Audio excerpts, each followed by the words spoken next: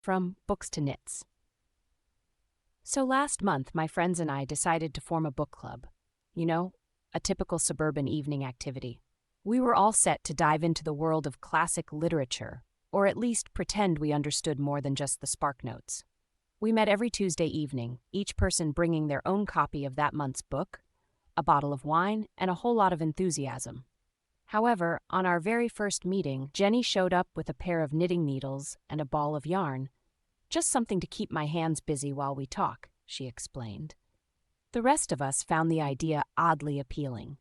By the next meeting, everyone had brought their own knitting supplies.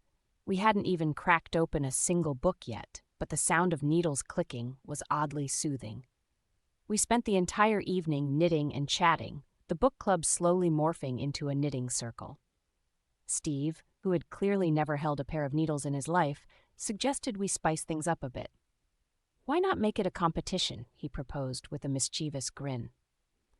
This is where things took an unexpected turn.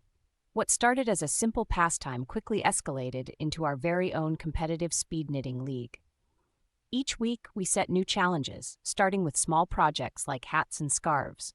But soon, the projects grew in ambition and size. One particularly wine-fueled Tuesday, someone, probably Steve, suggested we aim for the impossible, a life-sized woolen car. Fueled by our collective competitive spirit and perhaps too much Merlot, we agreed. We mapped out the design, picked out colors, and started knitting with feverish determination. Weeks passed, and our living rooms transformed into miniature textile factories, yarn skeins rolling around like tumbleweeds. Our opus was nearly complete when we finally realized the absurdity of our endeavor. As we stood around our enormous woolen creation, admiring the craftsmanship, Jenny broke the contemplative silence with a chuckle. "Well, I guess we really put the carpet before the horse."